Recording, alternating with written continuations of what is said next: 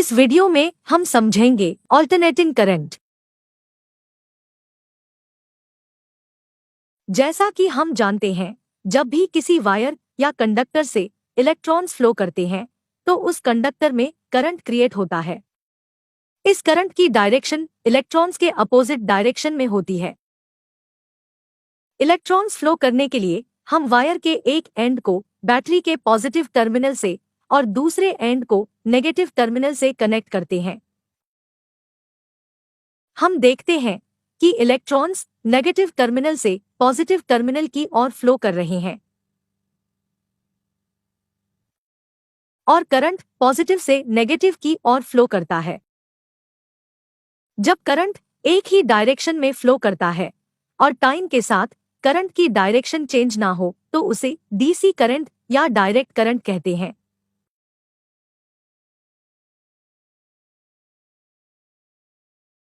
अब अगर हम वायर के दोनों एंड्स को बैटरी के साथ इंटरचेंज करें तो हम देखते हैं कि इलेक्ट्रॉन्स फ्लो की डायरेक्शन रिवर्स हो जाती है। साथ ही करंट की डायरेक्शन भी रिवर्स हो जाती है। इसी प्रोसेस को फिर से रिपीट करें तो फिर से इलेक्ट्रॉन्स और करंट की डायरेक्शन रिवर्स होती है।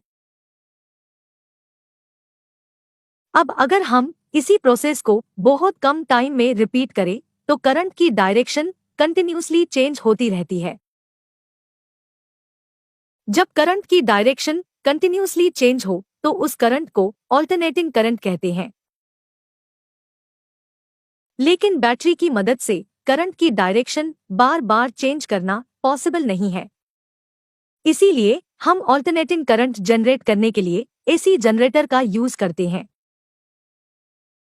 ऑल्टरनेटिंग करंट को समझने के लिए इससे रिलेटेड कुछ बेसिक टर्म समझने होंगे, जैसे फ्रीक्वेंसी, फेज और टाइम पीरियड।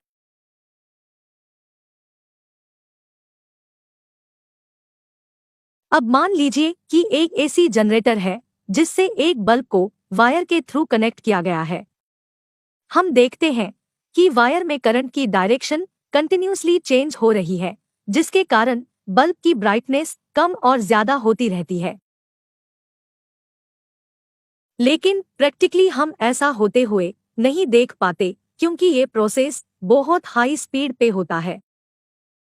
अब अगर हम वायर में फ्लो होने वाले करंट की वैल्यू को ग्राफ से रिप्रेजेंट करें तो हमें एक वेव का पैटर्न मिलता है।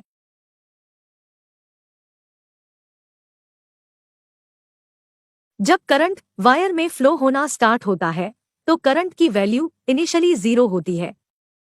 ये करंट एक सर्टेन टाइम इंटरवल में अपनी मैक्सिमम वैल्यू तक पहुंचता है। अब जैसे ही करंट की डायरेक्शन चेंज होती है वैसे ही करंट की वैल्यू डिक्रीज होती है और अगेन 0 हो जाती है। ये करंट सेम अपोजिट डायरेक्शन में फ्लो करता है और मैक्सिमम वैल्यू तक पहुंचता है और फिर से करंट की डायरेक्शन चेंज होती है और करंट डिक्रीज होने लगता है और 0 वैल्यू तक पहुंचता है। यही प्रोसेस बार बार रिपीट होता रहता है। इस प्रोसेस में करंट की डायरेक्शन कंटिन्यूसली ऑल्टर होती रहती है, यानी चेंज होती रहती है। इसीलिए इसे हम अल्टरनेटिंग करंट कहते हैं। इस वेव पैटर्न में जो क्रेस्ट और ट्रॉफ है वो करंट की पीक वैल्यू है, जिसे हम आई नॉट से डिनोट करते हैं। वेव की एक साइकिल कंप्लीट होने में एक सर्टेन टाइम लगता है जिसे हम टाइम पीरियड कहते हैं और इसे हम टी से डिनोट करते हैं।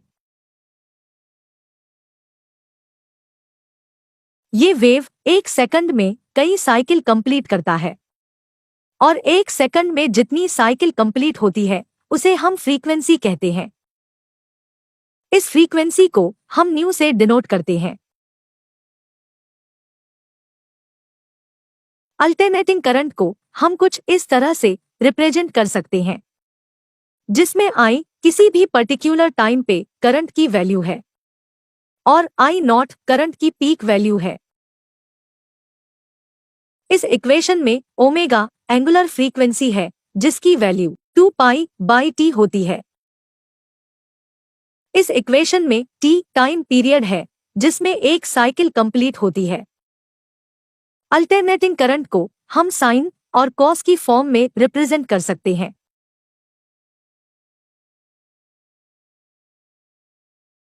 Thanks for watching.